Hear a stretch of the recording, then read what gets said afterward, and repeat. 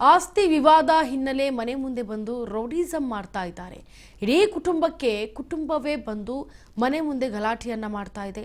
ಇದು ರಾಜಾಜಿನಗರ ಬಳಿಯ ಪ್ರಕಾಶ್ ನಗರದಲ್ಲಿ ನಡೆದಿರುವಂತಹ ಘಟನೆ. ಮುರುಗನ್, ವರುಣ್, ಸೌಮ್ಯ, ಅರುಣ್ ಎಂಬುವವರಿಂದ ಈಗ ದಾಂಧಲೆ ಶುರುವಾಗಿದೆ.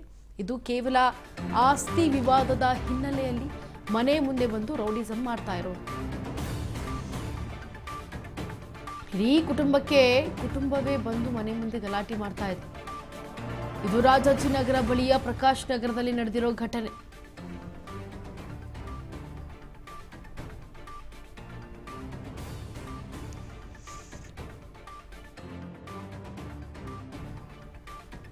ಮನೆಯವರಿಗೆ ಅವಾಚ್ಯ ಶಬ್ದಗಳಿಂದ ನಿಂದಿಸಿ ಹುಚ್ಚಾಟವನ್ನ ಮೆರೆದಿದ್ದಾರೆ. ಇದು ಕೇವಲ ಆಸ್ತಿ ವಿವಾದ ಹಿನ್ನೆಲೆ ಅಷ್ಟೇ ಮನೆ ಮುಂದೆ ಬಂದು ರೌಡಿಸಂ ಮಾಡ್ತಾ ಇರೋದು. ಇಡೀ ಕುಟುಂಬಕ್ಕೆ ಮತ್ತೊಂದು ಕುಟುಂಬ ಬಂದು ಮನೆ ಮುಂದೆ ಗಲಾಟೆ ಮಾಡ್ತಾ ಇದೆ. ರಾಜಾಜಿನಗರ ಬಳಿಯ ಪ್ರಕಾಶ್ ನಗರದಲ್ಲಿ ನಡೆದಿರೋ ಕುಟುಂಬಗಳ ನಡುವೆ ಜಗಳ ಇದು. ಮುರುಗನ್, ವರುಣ್, ಸೌಮ್ಯ, ಅರುಣ್ ಎಂಬುವವರಿಂದ ದಾಂಧಲೆ ಶುರುವಾಗಿದೆ.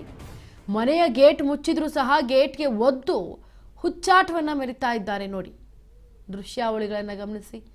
ಮನೆಯವರಿಗೆ ಅವಾಚ್ಯ ಶಬ್ದಗಳಿಂದ ನಿಂದಿಸ್ತಾ ಇದ್ದಾರೆ. ರಾಜಾಜಿನಗರ ಪೊಲೀಸ್ ಠಾಣೆಯ ವ್ಯಾಪ್ತಿಯಲ್ಲಿ ಘಟನೆ ನಡೆದಿದೆ. ಬರೀ ಒಂದು ಆಸ್ತಿ ವಿವಾದಕ್ಕೆ ಈ ರೀತಿ ಮನೆ ಮುಂದೆ ನಿಂತು ಮಾರಾಮಾರಿಯನ್ನ ಮಾಡ್ತಾ ಇರೋದು, ಗಲಾಟೆಯನ್ನ ಮಾಡ್ತಾ ಇರೋದು. ಒಂದು ಕಡೆ ಗೇಟನ್ನು ಕ್ಲೋಸ್ ಮಾಡಿದ್ರೂ ಕೂಡ ಒಂದು ಕುಟುಂಬ ಮತ್ತೊಂದು ಕುಟುಂಬದವರು ಬಂದು ಗೇಟನ್ನು ಒದೆಯುತ್ತಾ ಯಾವ ರೀತಿಯಾಗಿ ದಾಂಧಲೆಯನ್ನ ಮಾಡ್ತಿದ್ದಾರೆ ಅಂತ ಗಮನಿಸಿ. ಏನು ಮುರುಗನ್, ವರುಣ್, ಸೌಮ್ಯ ಈ ಮೂರೂ ಜನ ಬಂದು ಗೇಟ್ ಹಾಕಿದ್ರೂ ಕೂಡ ಅಲ್ಲಿ ಇರುವಂತಹ ಇನ್ನೊಂದು ಕುಟುಂಬಕ್ಕೆ ಅವಾಚ್ಯ ಶಬ್ದಗಳಿಂದ ನಿಂದಿಸಿ ಹೇಗಬೇಕೋ ಹಾಗೆ ಮಾತನಾಡಿ ಒಂದು ಚಿಕ್ಕ ಆಸ್ತಿ ವಿವಾದಕ್ಕೆ ಈ ರೀತಿ ದಾಂಧಲೆಯನ್ನು ಮಾಡ್ತಿದ್ದಾರೆ. ನೋಡಿ ಯಾವ ರೀತಿಯಾಗಿ ಅಟ್ಯಾಕ್ ಮಾಡೋದಕ್ಕೂ ಮುಂದಾಗ್ತಾ ಇದ್ದಾರೆ ಅಂತ. ಕೈಯಲ್ಲಿ ಏನಿರುತ್ತೋ ಅದನ್ನು ತಗೊಂಡು ಓಡೋದು ಬಿಡೋದು.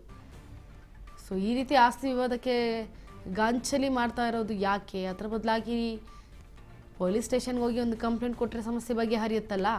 ಆಸ್ತಿ ವಿವಾದದ್ದೇನು ಅಷ್ಟು ಪೊಲೀಸ್ ಸ್ಟೇಷನಲ್ಲಿ ಟೈಮ್ ತಗೊಳ್ಳೋದಿಲ್ಲ.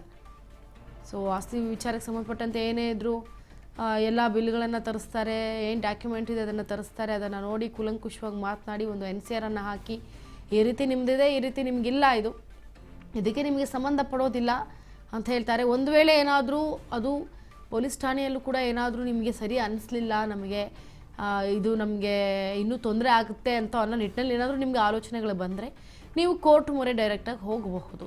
ಸೊ ಅಲ್ಲಿ ಹೋಗಿ ನೀವು ನಿಮ್ಮ ಸಮಸ್ಯೆ ಏನಾದರೂ ಅದನ್ನು ಬಗೆಹರಿಸಿದಾಗ ಯಾರು ಕೂಡ ಬಂದು ಈ ಥರ ಮನೆ ಮುಂದೆ ಗಲಾಟೆ ಮಾಡೋದಿಲ್ಲ. ಯಾಕಂದರೆ ಕೋರ್ಟ್ಗೆ ಒಮ್ಮೆ ಹೋದ ನಂತರ ಯಾವುದೇ ರೀತಿ ಸಂಬಂಧಗಳು ಇರೋದಿಲ್ಲ.